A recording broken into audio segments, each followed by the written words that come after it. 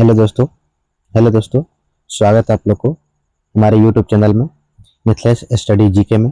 तो आज की वीडियो में हम कवर करने वाले हैं प्राचीन भारत का इतिहास। आज की वीडियो में जो कवर करेंगे हम लोग ये प्राचीन भारत का इतिहास क्या करेंगे, प्राचीन भारत का इतिहास को कवर करेंगे। तो आप लोग हमारे चैनल पर पहली बार आए हैं तो चैनल को सब्सक्राइब कीजिएगा और अपने दोस्त को शेयर कीजिएगा, वीडियो को लाइक कर दीजिएगा।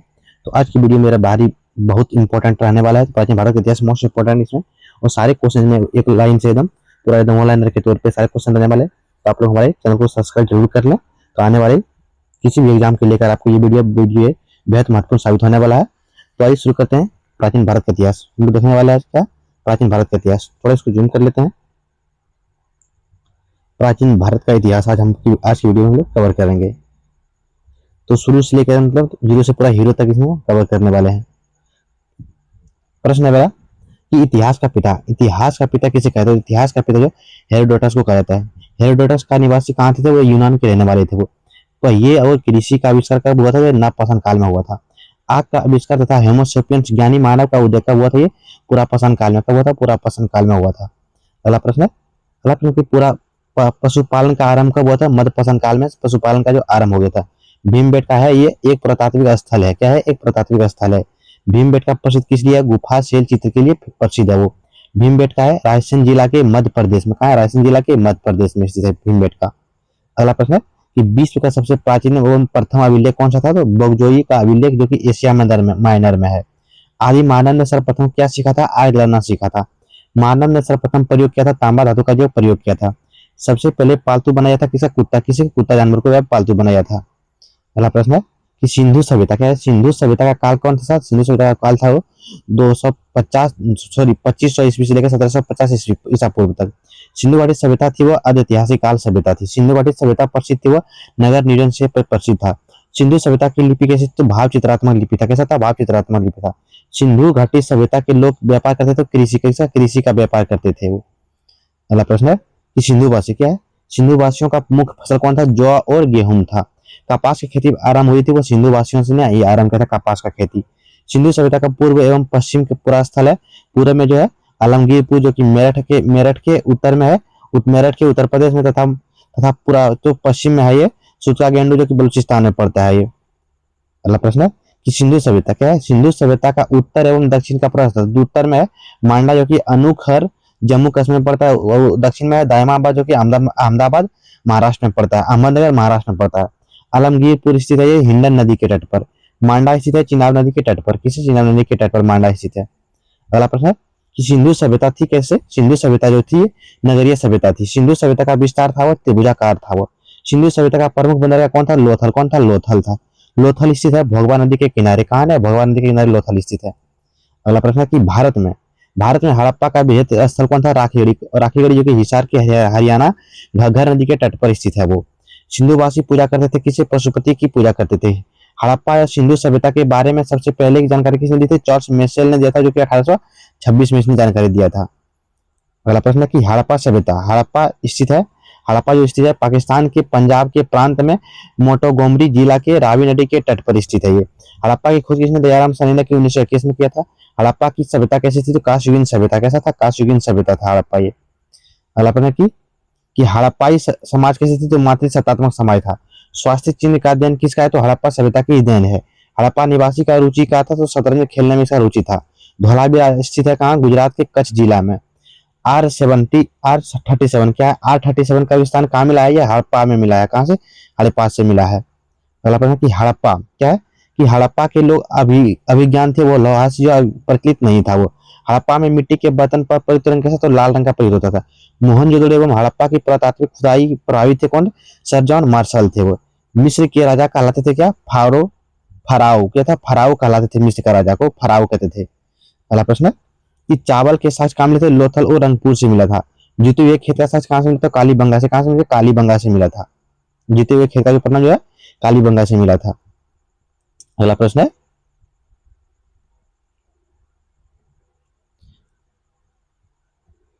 कि कालीबंगा का अर्थ क्या होता है, तो कालीबंगा का अर्थ होता है काले रंग की चूड़ियां होती है। अग्निकुंड प्राप्त कहां से हुआ था, लोथल और कालीबंगा से अग्निकुंड प्राप्त हुआ थे। घोड़े की जो हड्डी अवशेष कहां से मिलता, तो सूत्रकेंडोर से मिला था। सिंधु सभ्यता की सबसे बड़ी इमारत कौन सी थी? जो मोहनजोदड़ो की खोजों की 1992 में हुआ था, और 1992 में 1992 से प्रांत के अन्नागार में हुआ था जी। अगला प्रश्न है कि मोहनजोदड़ो की खोज कब हुआ था? तो राखालाल मनोरंजन ने किया था। मोहनजोदड़ो का अर्थ क्या होता है? मृतकों का टीला होता है। नर्तकी की कांस्य मूर्ति मिली है कहाँ? मोहनजोदड़ो से। मोहनजोदड़ो है कहाँ? पाकिस्तान के सिंध प्रांत के लारकाना जिला के सिंधु नदी के तट पर स्थित है वो। अगला प्रश्न है कि मोहनजोदड़ो से प्राप्त स्मारक कौन सा था? बृहद स्नानगार था। मेसोपोटामिया का जो आधुनिक नाम इसको नाम क्या था इसका? इराक का अर्थ होता है क्या? मेसोपोटामिया का जो अर्थ होता है दो नदियों के बीच की भूमि को जो है मेसोपोटामिया यानी कि इस अर्थ होता है इसका। वैदिक सभ्यता का काल कौन सा था? वैदिक सभ्यता तो काल था 1500 ईस्वी से लेकर 600 ईसा पूर्व तक था इसका। अगला प्रश्न है कि वैदिक सभ्यता क्या है? वैदिक सभ्यता का निर्माण एवं संस्थापक कौन थे? तो आर्य लोग थे वो। आर्यों की जानकारी मिलती है ऋग्वेद से। ऋग्वेद काल में आजीवन आजीवन विवाहित रहने वाले महिला को क्या कहा जाता था? तो अजामू कहा जाता था। आर्य भारत आए थे 1500 ईसा पूर्व से पहले आए थे आर्य लोग भारत आए थे जो। अगला प्रश्न है कि आर्य पहले बसे थे कहाँ? पंजाब के अफगानिस्तान में। आर्यों का मूल निवास कहाँ था? तो मध्य एशिया में था। आर्यों का मुख्य व्यवस्था क्या था? पशुपालन व कृषि का था। आर्यों की भाषा कैसा था और पेय पदार्थ क्या था? आर्यों की भाषा था संस्कृत था, और पेय पदार्थ क्या था? वो सोमरस था उसका। आर्यों का प्रसिद्ध पशु और देवता कौन था? आर्यों का जो पशु था कौन? घोड़ा था। और देवता में कौन था? इंद्र था। कौन था? इंद्र था। अगला प्रश्न है कि आर्यों का समाज कैसा था? तो आर्यों का जो समाज था वो पितृ प्रधान था। वेदों एवं वेदांगों की संख्या कितनी है? तो वेद है कितना? 4 है। वेदांग कितना है? 6 है। सबसे प्राचीन वेद कौन सा? ऋग्वेद जो कि इसमें सूत्र है 1028 सूत्र है। ऋग्वेद के संकलनकर्ता को क्या कहते हैं? कृषि द्रोणाचार्य वेद व्यास कहा जाता है। ऋग्वेद ऋग्वेद ऋग्वेद ऋचाओं को पढ़ने वाले ऋषि को क्या कहते हैं? होतुरी। क्या कहते हैं? हेतुरी कहते हैं उसे। अगला प्रश्न है कि सिंधु क्या है? ऋग्वेद क्या है? ऋग्वेद में सर्वाधिक बार वर्णित किया था तो सिंधु नदी को वर्णित किया है। ऋग्वेद में वर्णित सबसे पवित्र नदी कौन सी? तो सरस्वती नदी थी वो। ऋग्वेद में गंगा यमुना का उल्लेख मिलता है। एक गंगा का एक बार, यमुना का 3 बार उल्लेख मिलता है। ऋग्वेद में वर्णित प्रमुख देवता कौन था? तो इंद्र था, जिसको पुरंदर यानी कि पुरंदर इंद्र को जो पुरंदरी कहा जाता था। गायत्री मंत्र कहाँ है? ऋग्वेद के 3रे मंडल से लिया गया है गायत्री मंत्र। अगला प्रश्न है कि गायत्री मंत्र के रचनाकार कौन है? तो विश्वामित्र था। गायत्री मंत्र का समर्पित है सूर्य देवता सावित्री को। दसराग युद्ध यानी कि 10 राजाओं का युद्ध का उल्लेख मिलता है ऋग्वेद के 7वें मंडल में। 10 राज का युद्ध जो युद्ध हुआ था कहाँ लड़ा था? परशु नदी के तट पर, यानी कि रावी नदी, परशु नदी के तट पर, जिसको रावी नदी कहते हैं। नदी के तट पर जो कि सुदास उन 10 जनों के बीच हुआ था वो। 8वां मंडल किस ऋचाओं को कहलाते? तो खील ऋचा को कहते हैं। सोम देवता को समर्पित मंडल कौन है? 9वां मंडल है। ऋग्वेद में सबसे बाद में निर्मित मंडल कौन था? तो 10वां मंडल था। ऋग्वेद की मूल लिपि कौन सी? तो ब्राह्मी लिपि था वो ऋग्वेद का मूल लिपि। अगला प्रश्न कि वैदिक काल क्या है? कि वैदिक काल में किस जानवर को अघन्या यानी कि ना मारे जाने का योग माना जाता था? वो गाय को कहा जाता था। उत्तर वैदिक काल के संबंध में जानकारी मिलती है सामवेद और यजुर्वेद और अथर्ववेद से। गोत्र शब्द की उत्पत्ति हुई थी उत्तर वैदिक काल में। गोत्र शब्द की उत्पत्ति हुई थी। अगला प्रश्न है कि उत्तर वैदिक काल के प्रमुख देवता कौन थे? तो प्रजापति थे। उत्तर वैदिक काल समाज का 4 वर्णों में विभाजित था। कौन सा? ब्रह्मा था, और क्षत्रिय थे, और वैश्य और शूद्र में थे। अगला प्रश्न है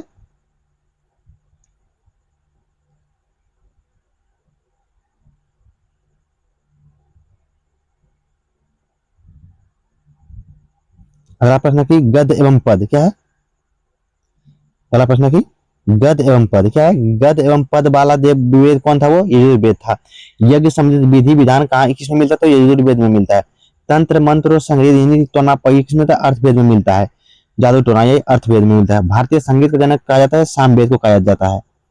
अगला प्रश्न है कि सामवेद और यजुर्वेद का मंत्रों का उच्चारण करने वाले को ऋषि को क्या कहते हैं? उद्गाता या अर्धयायु कहते हैं। इतरे ब्राह्मण संबंधित है किसे? ऋग्वेद से संबंधित है। पंचबीस ब्राह्मण संबंधित किसे? सामदेव से संबंधित है। गोपत ब्राह्मण संबंधित किसे? अर्थवेद से संबंधित है गोपत ब्राह्मण। अगला प्रश्न की शतपथ क्या है? शतपथ ब्राह्मण संबंधित किसे? यजुर्वेद से संबंधित है। पुराणों की संख्या कितना है? तो 18 है। ये का अध्ययन करने वाला प्रथम मुसलमान कौन था? तो अलबरूनी। कौन था? अलबरूनी था। पुराणों का संकलन करता कौन? किसे? लोहमास एवं उग्र सरबा को कहते हैं पुराणों का संकलन करता। सबसे प्राचीन पुराण कौन सा था? तो मत्स्य पुराण था। और मौर्य वंश की जानकारी किसमें मिलती है? विष्णु पुराण से। सातवाहन वंश की जानकारी किससे मिलती है? तो मत्स्य पुराण से। गुप्त वंश की जानकारी किससे मिलती है? तो वायु पुराण से। उपनिषद विषय वस्तु है किसका? दर्शन का। किसे है? दर्शन का है। दर्शन में सर्वाधिक क्या है? दर्शन में सर्वाधिक प्राचीन क्या है? सांख्य दर्शन। न्याय न्याय सांख्य दर्शन में प्रवर्तक कौन है? तो गौतम और कपिल है। योग योग और सीमांत दर्शन में प्रवर्तक कौन है? पतंजलि और जैमिनी है। ब्राह्मण ग्रंथ संबंधित किससे है? वो कर्मकांड से। किससे? कर्मकांड से। उपनिषद की संख्या कितनी है? तो 108। कितना है? 108। प्रमाणित कितना है? 13। कितना है? प्रमाणित 13 है। अगला प्रश्न कि सत्यमेव जयते क्या है? सत्यमेव जयते लिया गया था मुंडकोपनिषद से। तस्मो तस्मो मां ज्योतिमय तथा उद्गम लिया गया है यहाँ बृहत नायक उपनिषद से। भारत की प्रथम कानून की पुस्तक कौन थी? तो मनुस्मृति। कौन था? मनुस्मृति। अगला प्रश्न की ग्रंथ की है स्मृति ग्रंथ में सबसे प्राचीन कौन सा? तो मनुस्मृति था। प्राचीन हिंदू विधि के लेखक कौन थे? मनु। कौन था? मनु था। भारत का प्रथम महाकाव्य कौन था? तो रामायण था। रामायण के रचयिता कौन था? महर्षि वाल्मीकि। कौन था? महर्षि वाल्मीकि था। अगला प्रश्न कि भारत का सबसे बड़ा महाकाव्य, भारत का जो सबसे बड़ा महाकाव्य कौन है? महाभारत है। महाभारत का रचयिता किसने किया था? महर्षि वेद व्यास ने किया था। महाभारत का अन्य नाम क्या है? जय संहिता नाम है। महाभारत का फारसी अनुवाद किसने किया था? रजनामा नामक से किया था, जिसे बदायूनी ने 16वीं सदी में किया था। किसने? बदायूनी ने 16वीं सदी में किया था। रामायण का फारसी अनुवाद, जो कि रामायण का जो फारसी अनुवाद किसने किया था? बदायूनी ने ही किया था। चारों वेदों का सम्मिलित रूप क्या कहते हैं? उसे संहिता कहा जाता है। बुद्ध के जन्म थे लुम्बिनी के 583 ईसा पूर्व में जन्म हुआ था। बुद्ध के जन्म का प्रतीक क्या था? कमल एवं सांड था वो। बुद्ध की मृत्यु हुई थी कुशीनगर में 483 ईसा पूर्व में। कब हुआ था? 483 ईसा पूर्व में। अगला प्रश्न की कुशीनगर थी मल्ल गणराज्य की राजधानी थी। बुद्ध की मृत्यु की घटना क्या कहते हैं? उसे महापरिनिर्वाण कहते हैं। मृत्यु की घटना उसकी। बुद्ध के पिता का नाम क्या था? सुद्धोधन था और शाक्य कुल का ये प्रधान था वो। बुद्ध की माता का नाम क्या था? महामाया देवी था, जो कि कोकली वंश का से कोलीय वंश का किसे कोलीय वंश की थी वो। अगला प्रश्न है कि बुद्ध का अन्य नाम, बुद्ध का जो अन्य नाम क्या क्या है? सिद्धार्थ और तथागत था। बुद्ध के प्रथम गुरु कौन थे? तो अलार कलाम था। बुद्ध के प्रिय घोड़ा कौन था? जिसको प्रिय घोड़ा कंथक और सारथी कौन था? चन्ना था। बुद्ध की गृहत्याग की घटना को क्या कहते हैं? महाभिनिष्क्रमण कहते हैं। अगला प्रश्न है कि बुद्ध के गृहत्याग का प्रतीक क्या था? घोड़ा था। बुद्ध का प्रथम प्रवचन कौन था? धर्मचक्र प्रवर्तन। बुद्ध को ज्ञान की प्राप्ति कहाँ हुई थी? तो बोध गया में हुआ था, निरंजना नदी के तट पर, जो कि पीपल वृक्ष के नीचे हुआ था। बुद्ध ने सर्वप्रथम उपदेश क्या दिया था? कहाँ दिया था? सारनाथ में। कहाँ दिया था? सारनाथ में दिया था। तो अगला प्रश्न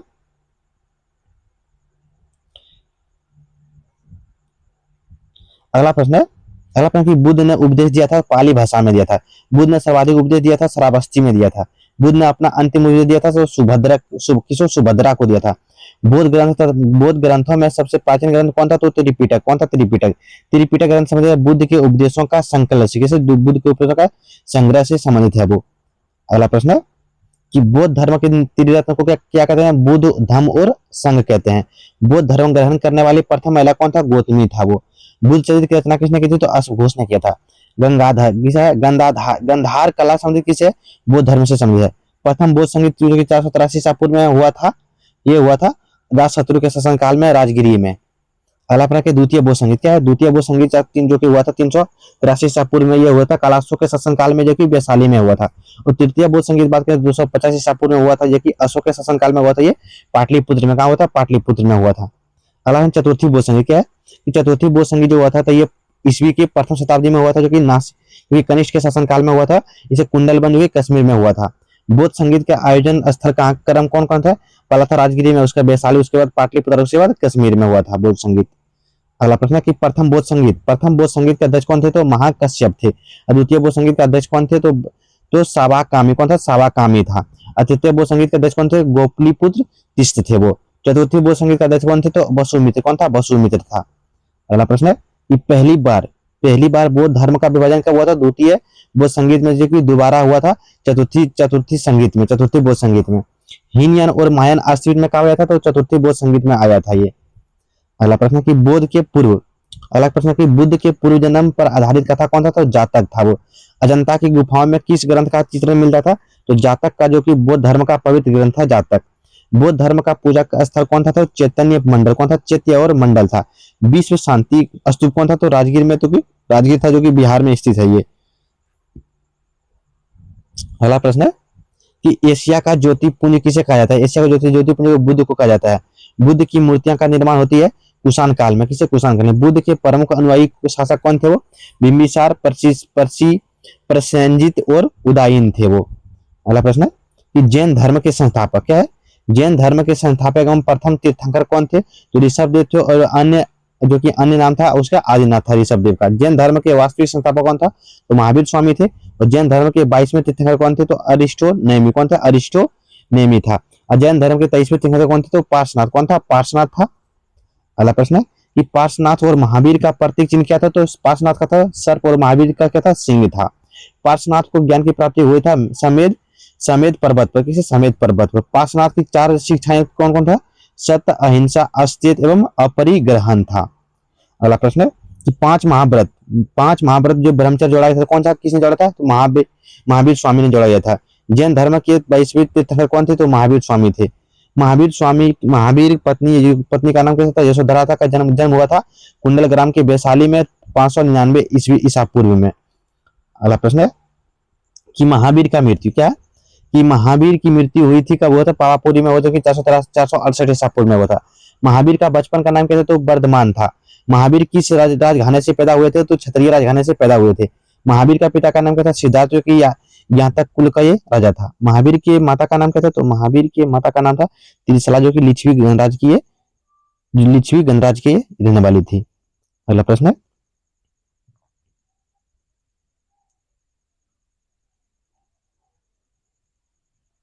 अगला प्रश्न है यहाँ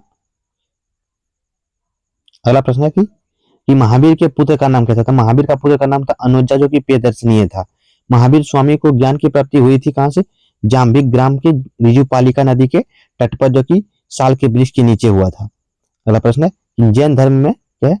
कि जैन धर्म में पूर्ण ज्ञान के लिए सब कौन था? केवल्य था। कौन था? केवल था। जैन धर्म का परम लक्ष्य क्या था? मोक्ष की प्राप्ति था वो। जैन तीर्थंकर की जीवन का उल्लेख मिलता है कल्पसूत्र में। महावीर ने प्रथम उपदेश दिया था तो राजगिरी में। कहा दिया था? राजगिरी में दिया था। अगला प्रश्न है कि प्रथम शिष्य क्या है? प्रथम शिष्य अनुयायी कौन था? तो जमाली था, जो कि दामाद था उसका। महावीर के शिष्य कहलाते थे गंधर। क्या गंधर या गंधर्व कहलाते थे। महावीर और बुद्ध दोनों में उपदेश दिया था मगध के नरेश बिंबिसार के शासनकाल में ही दिया था। अगला प्रश्न है कि जैन धर्म के त्रिरत्न। जैन धर्म के त्रिरत्न कौन कौन थे? सम्यक दर्शन, सम्यक ज्ञान और सम्यक आचरण था। जैन धर्म के 2 संप्रदाय कौन था? श्वेतांबर और दिगंबर था। श्वेतांबर संप्रदाय के संस्थापक कौन थे? स्थूलभद्र। कौन था? स्थूलभद्र था। अगला प्रश्न कि दिगंबर संप्रदाय क्या है? दिगंबर संप्रदाय के संस्थापक कौन था? तो भद्रबाहु था। जैन तीर्थंकर की जीवनी कैसी है? जीवनी जो कल्पसूत्र में है। कल्पसूत्र की रचना किसने की थी? तो भद्रबाहु ने किया था। जैन साहित्य को कहा जाता है आगम। क्या कहता है? आगम कहा जाता है। अगला प्रश्न है कि प्रथम जैन सभा जो 300 ईसा पूर्व हुई थी, ये की पाटलिपुत्र में स्थूलभद्र की अध्यक्षता में हुआ था। दूसरी जैन सभा जो कि 512 ईस्वी में हुआ था, ये तो बल्लभी में हो चुकी देवसी क्षमा श्रवण की अध्यक्षता में हुआ था। अगला प्रश्न है कि भारत में जैन धर्म का बड़ा समर्थक कौन था? वो राजा खारवेल था। आजीवक पथ प्रवर्तक कौन था? मखली गोसाल था। भागवत वैष्णव धर्म के प्रवर्तक कौन थे? कृष्ण थे। कौन थे? कृष्ण थे। श्रीमद् भागवत गीता किसने लिखी? तो संस्कृत में लिखा गया है ये। अगला प्रश्न है कि गीता का अनुवाद क्या है? गीता का अनुवाद अंग्रेजी में किसने किया था? विल्किंस ने की थी। भागवत धर्म में से संबंधित प्रचलित अभिलेखीय साक्ष्य क्या है? हेलियोडोरस का बेसनगर अभिलेख था वो। भक्ति आंदोलन का आरंभ हुआ था अलवर संतों ने किया ही। सूफी धर्म का आंदोलन का विस्तार किसने क्या हुआ था? ये 9वीं सदी में हुआ था ये। अगला प्रश्न है कि इस्लाम धर्म के संस्थापक कौन थे? तो हजरत मोहम्मद साहब, जो कि जन्म हुआ था इसका 570 ईसा पूर्व में 570 ईस्वी में के मक्का में हुआ था। मोहम्मद साहब के पिता का नाम क्या था? तो अब्दुल्ला था। मोहम्मद साहब के माता का नाम क्या था? तो अमीना। क्या था? अमीना था। अगला प्रश्न कि हजरत मोहम्मद क्या है? हजरत मोहम्मद साहब को ज्ञान की प्राप्ति हुई थी 610 ईस्वी में कि हीरा नामक गुफा में हुआ था। हिजरी संवत की शुरुआत हुआ था 622 ईस्वी में। और मोहम्मद साहब की मृत्यु हुई थी 632 ईस्वी के मदीना में, जो कि उनके उत्तराधिकारी कहलाए खलीफा। उसके उत्तराधिकारी कहलाए थे खलीफा कहलाए थे। अगला प्रश्न है इस्लाम धर्म का पवित्र ग्रंथ कौन था? तो कुरान था वो। इस्लाम धर्म के संस्थापक कौन थे? ईसा मसीह था। इस्लाम धर्म का प्रमुख ग्रंथ कौन था? तो बाइबिल था। ईसा मसीह का जन्म हुआ था 4 ईस्वी के बेथलहम में हुआ था। कहाँ? बेथलहम में हुआ था। अगला प्रश्न है कि ईसा मसीह को सूली पर चढ़ाया गया था तो 33 ईस्वी में की, जो कि रोमन गवर्नर पोटेशियस के द्वारा थे। फारसी धर्म के संस्थापक कौन थे? तो पैगंबर जरथुस्त्र थे। पारसियों का धार्मिक ग्रंथ कौन था? जेद और अवस्थेता। कौन सा? जेद और अवस्थेता था। अगला प्रश्न है कि 16 महाजनपद की सूची मिलती है बौद्ध ग्रंथ से। अंगुत्तर निकाय एवं जैन ग्रंथ भगवती सूत्र से मिलता है। अवंती अंग की राजधानी थी उज्जैन और चंपा। अवंती का राजधानी कहाँ था? उज्जैन। और अंग का राजधानी था चंपा था। कौशल मल की राजधानी कहाँ थी? श्रवण। कौशल का था श्रावस्ती और मल का था कुशीनगर। अगला प्रश्न, अगला प्रश्न की सरपन बेलगोला क्या है? सरपन बेलगोला में गोमतेश्वर की विशाल प्रतिमा को बनवाया था किसने? चामुंडा रॉय ने, जो कि 983 ईस्वी में बनवाया था। चंद्रगुप्त मौर्य का पुत्र जो कि उत्तराधिकारी का था कौन था? बिंदुसार था। अमित्र घात के रूप से किसे प्रसिद्ध था वो? तो बिंदुसार, जो कि अमित्र घात के नाम से वह प्रसिद्ध था वो। अगला प्रश्न, डायमेकस भारत आया था? तो डायमेकस जो भारत आया था बिंदुसार के समय में आया था। बिंदुसार अनुयायी किसका था? आजीविक संप्रदाय का अनुयायी था। बिंदुसार का पुत्र जो कि उत्तराधिकारी था कौन था? अशोक था। अशोक मगध की गद्दी पर क्या बैठा था? तो 269 ईसा पूर्व में बैठा था। पहला प्रश्न है कि अशोक ने धर्म स्वीकार किया था वह कलिंग युद्ध के 261 ईसा पूर्व के बाद। अशोक ने बौद्ध धर्म को प्रचार के लिए श्रीलंका भेजा था। किसको? पुत्र महेंद्र को एवं पुत्री को संघमित्रा को भेजा था। अगला प्रश्न है कि शिलालेख का प्रचलन क्या है? कि शिलालेख का प्रचलन आरंभ किया था अशोक ने। शिलालेख में प्रयुक्त भाषा कौन सी थी? तो प्राकृतिक भाषा था। शिलालेखों में प्रयुक्त लिपि कैसी थी? ब्राह्मी और खरोष्टी लिपि था। गिरिक तथा अरमाइकल और सर्वाधिक जो है ब्राह्मी लिपि था। कौन सा? सर्वाधिक जो है ब्राह्मी लिपि में शिलालेख लिखा गया था। अगला प्रश्न है कि खरोष्टी लिपि लिखी जाती थी दाएं से बाएं के लिए, और ब्राह्मी लिपि लिखी जाती थी बाएं से दाएं के लिए। अशोक के शिलालेख जो कि संख्या कितना है? 14 है। इसकी खोज सर्वप्रथम किसने किया था? टी फैंथलेरर ने 1750 में ही किया था। अगला प्रश्न है कि अशोक का सबसे क्या है? अशोक का सबसे लंबा स्तंभ कौन था? तो 7वां स्तंभ था। अशोक के अभिलेखों को सर्वप्रथम किसने पढ़ा? तो जेम्स प्रिसेप ने पढ़ा, जो कि 1837 ईस्वी में पढ़ा था उसने। अशोक का सबसे छोटा स्तंभ कौन था? तो रुद्र दोमनोई का अभिलेख था वो। अगला प्रश्न है कि अशोक का नाम अशोक है, ये मास्की अभिलेख में, जो कि आंध्र प्रदेश एवं गुर्जर जो कि मध्य प्रदेश में है, और अभिलेख में ये लिखा गया अशोक का नाम अशोक था। अभिलेखों में अशोक कहा जाता है देव नाम प्रियदर्शी को। अशोक ने स्वयं को मगध का सम्राट बताया था। भाबरू शिलालेख अभिलेख में जो है अशोक ने स्वयं को मगध का सम्राट बताया था। ये राजस्थान में शिलालेख स्थित है। अगला प्रश्न है कलिंग का युद्ध। कलिंग का युद्ध वर्णन है ये 13वें शिलालेख में। सांची स्तूप जो कि मध्य प्रदेश में स्थित निर्माण है, ये अशोक ने करवाया था। भरहुता स्तूप ये अशोक कालीन मध्य प्रदेश में स्थित है। ये भरहुत की खोज किसने की थी? भरहुत की खोज कनिंघम ने किया था। कब किया था? तो 1873 ईस्वी में किया था। अगला प्रश्न है कि श्रीलंका की स्थापना, श्रीनगर की स्थापना किसने किया था? तो अशोक ने किया था। अशोक ने बौद्ध धर्म की दीक्षा ली थी उपगुप्त से। अशोक की मृत्यु हुई थी 332 ईसा पूर्व में। मौर्य वंश का अंतिम शासक कौन था? तो बृहद्रथ था। अगला प्रश्न है कि मौर्य समाज की सबसे छोटी इकाई क्या थी? ग्राम थी वो। शुंग वंश की स्थापना किसने की थी? पुष्यमित्र शुंग ने किया था। शुंग शासक की राजधानी कहाँ थी? तो विदिशा। कहाँ था? विदिशा था। और पुष्यमित्र शुंग ने अश्वमेध यज्ञ कराया था 2। कौन कितना कराया था? 2 यज्ञ कराया था। 2 मनुस्मृति की रचना हुई थी। मनुस्मृति की रचना जो हुई थी वो पुष्यमित्र शुंग के शासनकाल में ही हुआ था। पुष्यमित्र शुंग के पुरोहित कौन थे? वो पतंजलि था। महाभाष्य के रचयिता कौन था? तो पतंजलि था। योग दर्शन के प्रवर्तक कौन था? तो पतंजलि था। कौन था? पतंजलि था। अगला प्रश्न है कि तक्षशिला का यवन राजदूत जो है हेलियोडोरस भारत आया था कब? शुंग के शासनकाल में 9वें राजा भागवत के समय में। शुंग वंश का अंतिम शासक कौन था? तो देवभूति था। कन्नब वंश का अंतिम शासक कौन था? कन्नब वंश का संस्थापक कौन था? वासुदेव था। कौन था? वासुदेव था। अगला प्रश्न है कि कन्नब वंश का अंतिम शासक कौन था? तो सुशर्मा था। सातवाहन और आंध्र वंश का संस्थापक कौन था? तो शिवमुख थे वो। सातवाहन वंश की राजधानी प्रतिष्ठान महाराष्ट्र के एवं महानव शासक कौन था? गोमतीपुत्र सतकर्णी। कौन था? गोमतीपुत्र सतकर्णी था वो। अगला प्रश्न है, अगला प्रश्न है कि सीसा का सिक्का क्या है? कि सीसा का सिक्का चलवाया था किसने? सातवाहनों ने चलवाया था। ब्राह्मणों को भूमि दान देने की परंपरा किसने शुरुआत किया था? तो सातवाहनों ने किया था। सातवाहनों की भाषा और लिपि कैसी थी? भाषा तो प्राकृतिक था, और लिपि ब्राह्मी लिपि था सातवाहन की। अगला है कलिंग का युद्ध। जो है कलिंग जो है उड़ीसा में है। ये कि चेदी और राजवंश का संस्थापक था कौन? महामेघ वाहन थे वो। चेदी वंश का शक्तिशाली शासक कौन था? तो खारबेल था। कौन था? खारबेल। हाथी गुफा शिलालेख की उत्कीर्ण कराया था किसने? कलिंग नरेश खारबेल ने करवाया था। अगला अपना कि हाथी गुफा शिलालेख स्थित है ये। हाथी गुफा शिलालेख जो स्थित है ये उदयगिरी पहाड़ी में, जो कि भुवनेश्वर और ओडिशा में स्थित है ये। भारत पर आक्रमण करने वाला विदेशी विदेशी कौन थे वो? हिंद यूनानी और शक और पहलव और कुषाण थे। अगला प्रश्न है कि हिंदी क्या है? हिंद यूनानी की राजधानी कहाँ थी? तो हिंद यूनानी की राजधानी थी वो साकल। कहाँ था? साकल था। भारत में सर्वप्रथम सोने के सिक्के जारी किए थे हिंद यूनानी जो कि इंडो ग्रीक का थी, ये थे शासकों ने किया था। सैनिक शासक व्यवहार कल में लाया था ग्रीकों ने। किसने? ग्रीकों ने। भारत आने वाले प्रथम यवन कौन था? तो डेमियो क्या था? डेमियोट्रिस। कौन था? डेमियोट्रिस था वो। अगला प्रश्न कि प्रमुख हिंदू यूनानी शासक कौन था? मिनांडर थे वो। मिनांडर को हराया था किसने? पुष्यमित्र शुंग ने हराया था। मिनांडर जो कि मिलिंद पंथों की बौद्ध धर्म की दीक्षा ली थी किसे? नागसेन से, जो कि नागार्जुन नाम से ये शिव प्रसिद्ध है ये। अगला मिलिंद पंथो ग्रंथ की रचना किसने लिखा था? तो नागसेन। किसने? नागसेन ने लिखा था। यूनानियों के बाद भारत आए थे कौन? शक आया था। शकों का सबसे प्रतापी राजा कौन था? तो रुद्रदामन था वो। सुदर्शन झील का जो जीर्णोद्वार किसने कराया था? रुद्रदामन ने ही करवाया था। संस्कृत में जारी पहला अभिलेख कौन था? तो जूनागढ़ या गिरनार अभिलेख, जो कि रुद्रदामन का ये द्वारा जारी किया गया था अभिलेख, पहला अभिलेख था। तो जूनागढ़ अभिलेख संबंधित किससे किसे? मौर्यों से। किसे? मौर्य राजा से। पहलव पहलव की राजधानी कहाँ थी? तक्षशिला। कहाँ था? तक्षशिला था। कुषाण वंश का संस्थापक कौन था? तो कुजुल कटफिशर। कौन था? कुजुल कटफिशर थे। कुषाण वंश का प्रसिद्ध शासक कौन था? कनिष्ठ। कौन था? कनिष्ठ था वो। अगला प्रश्न है कनिष्ठ क्या कि कनिष्ठ की पहली राजधानी कहाँ थी? पुरुषपुर थी। कनिष्ठ की कुषाणों की दूसरी राजधानी कहाँ थी?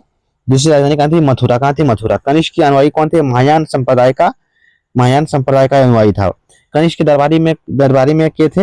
नागार्जुन, अश्मघोष, वसुमित्र, जो कि चरक और चरक संहिता, जिसे चरक संहिता भी कहते हैं, क्योंकि चरक संहिता नाम की रचना किया था ये चरक ने। आयुर्वेद का जनक किसे माना जाता है? ये चरक को माना जाता है। भारत का आइंस्टीन किसे कहते हैं? भारत को जो आइंस्टीन कहते हैं, नागार्जुन को कहते हैं। शून्य बात का प्रवर्तक कौन थे? तो नागार्जुन थे वो। सिल्क मार्ग को आरंभ किसने किया था? तो कनिष्ठ ने। किसने? कनिष्ठ ने किया था सिल्क मार्ग का आरंभ। अगला प्रश्न की शक संवत किसने चलाया था? तो कनिष्ठ ने चलाया था, तो 78 ईस्वी में चलाया था। राष्ट्रीय कैलेंडर आधारित है शक संवत पर। राष्ट्रीय कैलेंडर जो प्रथम माह होता है वो चेत होता है। विक्रम संवत की शुरुआत होती है 58 ईस्वी से, 58 ईसा पूर्व से, सॉरी। अगला प्रश्न की बुद्ध की मूर्तियां निर्माण होती है कुषाण काल में हुआ था। बाल विवाह प्रथा आरंभ हुआ था कुषाण काल में। गंधार शैली फली फूली थी कुषाण काल में। शुद्ध सोने का सिक्के चलवाए थे कुषाणों ने। किसने? कुषाणों ने चलवाए थे। अगला प्रश्न है कि प्राचीन सिक्का कहा जाता है आहत के सिक्के। कुषाण वंश का अंतिम शासक कौन था? वासुदेव था। गुप्त वंश का संस्थापक कौन था? श्रीगुप्त थे।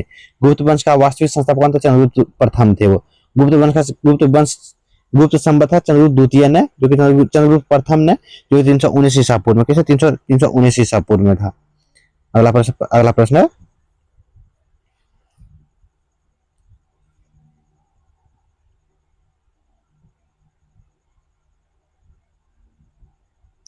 चंद्रगुप्त प्रथम क्या है? चंद्रगुप्त प्रथम का उत्तराधिकारी कौन था? चंद्रगुप्त प्रथम का उत्तराधिकारी कौन था? तो समुद्रगुप्त था। सिक्कों पर बिना बजाते स्थित किसका है? समुद्रगुप्त का। इसे समुद्रगुप्त को भारत का नेपोलियन कहा जाता है। बीसेट अर्थात स्मिथ ने। किसे? बीसेट अर्थात स्मिथ ने कहा था। समुद्रगुप्त का दरबारी कवि क्या है? समुद्रगुप्त का दरबारी कवि कौन था? तो हरिसेन था। प्रयाग अभिलेख जो की रचना किसने? हरिसेन ने जो किया था। हरिसेन ने ही किया था। हरिसेन से जानकारी मिलती है समुद्रगुप्त के संबंध से। समुद्रगुप्त का उत्तराधिकारी कौन था? तो चंद्रगुप्त द्वितीय। कौन था? चंद्रगुप्त द्वितीय था वो। अगला प्रश्न चंद्रगुप्त द्वितीय विक्रम जो कि विक्रमादित्य के नाम से प्रसिद्ध था, उसे दूसरी राजधानी प्रथम पाटलिपुत्र बनाया था, तो दूसरा कौन था? उज्जैन को बनाया था।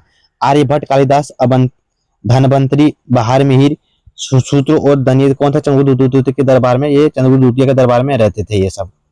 अगला प्रश्न है कि बहार मिहिर आर्यभट्ट थे, ये खगोल विद्युत और गणितज्ञ थे वो। दशमलव प्रणाली का विकास कहाँ से होता? आर्यभट्ट ने ही किया था। मेघदूत जो कुमार संभव रचना किसने किया? कालिदास ने किया था। शल्य क्या? शल्य चिकित्सा जनक किसे थे? वो सूत्र। कौन सा? सुसूत्र था वो। अगला प्रश्न गीत गोविंद क्या? कि गीत गोविंद की रचना किसने किया था? जयदेव ने किया था। पंचतंत्र के लेखक कौन सा? तो विष्णु शर्मा है।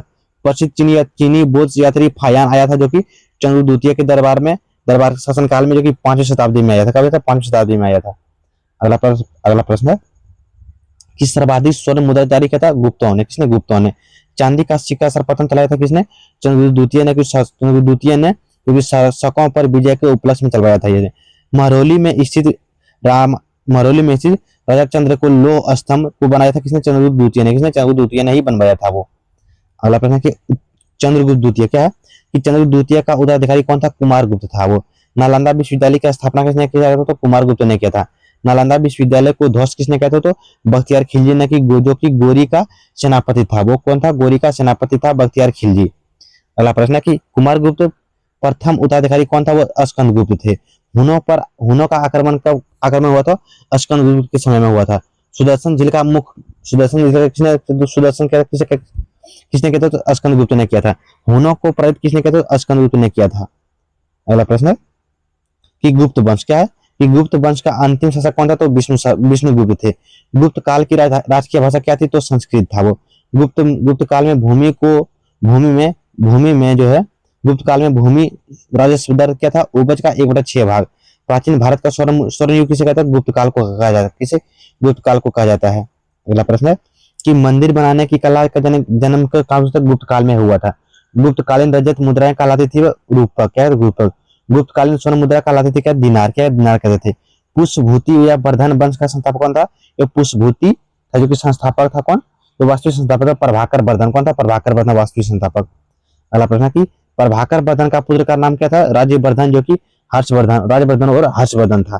हर्षवर्धन का अन्य जो कि अन्य नाम था शिलादित्य। कौन था? शिलादित्य था, जो कि अपनी राजधानी थानेश्वर से स्थापित काम था कनौज ले गया था। वह भूमि देने की समानती प्रथा आरंभ किया था हर्षवर्धन ने। किसने किया था? हर्षवर्धन ने ही किया था। अगला प्रश्न कि चीनी यात्री। क्या है कि चीनी यात्री हेनसोंग भारत आया था हर्षवर्धन के शासनकाल में, जो कि 606 से लेकर 647 ईसा पूर्व में ईस्वी में आया था वो। हेनसोंग द्वारा लिखित पुस्तक कौन था? शियुकी के द्वारा ये हेनसोंग द्वारा पुस्तक लिखा गया। यात्रियों में राजकुमार नीति का पंडित और शिक्षा के कुलमुनि किसे कहा जाता था? तो ये किसे कहता है? हेनसोंग को कहा जाता है। किसे? हेनसोंग को कहा जाता है। कि हर्षवर्धन का दरबारी कवि कौन था? तो बाणभट्ट। कौन था? बाणभट्ट था। हर्षवर्धन का दरबारी कवि कौन था? तो बाणभट्ट था वो। अगला प्रश्न है अगला प्रश्न मेरे ये पूरा मतलब प्राचीन इतिहास को हम लोग इसमें पूरा वीडियो में कवर कर लिए। तो वीडियो आप लोग को अच्छा लगा तो पूरा शॉर्ट में हम लोग कवर किए हैं प्राचीन इतिहास। अगर आप किसी भी एग्जाम देने जा रहे हैं तो आप ये वीडियो देख लीजिएगा एक बार। पूरा आपको प्राचीन इतिहास में पूरा रिकॉल ये क्वेश्चन हो जाएगा, जितना आप पढ़े थे ये सारे क्वेश्चन रिकॉल आपके माइंड में हो जाएगा। तो मिलेंगे तब तक के लिए नेक्स्ट वीडियो में। अगर आप लोग को वीडियो पसंद आते हैं तो मेरे चैनल को सब्सक्राइब कीजिएगा मिस्टर स्टडी जीके को, और आप लोग मेरे वीडियो को लाइक कीजिएगा और वीडियो को अपने दोस्त के पास जरूर शेयर कीजिएगा। मिलेंगे तब तक के लिए नेक्स्ट वीडियो में। जय हिंद।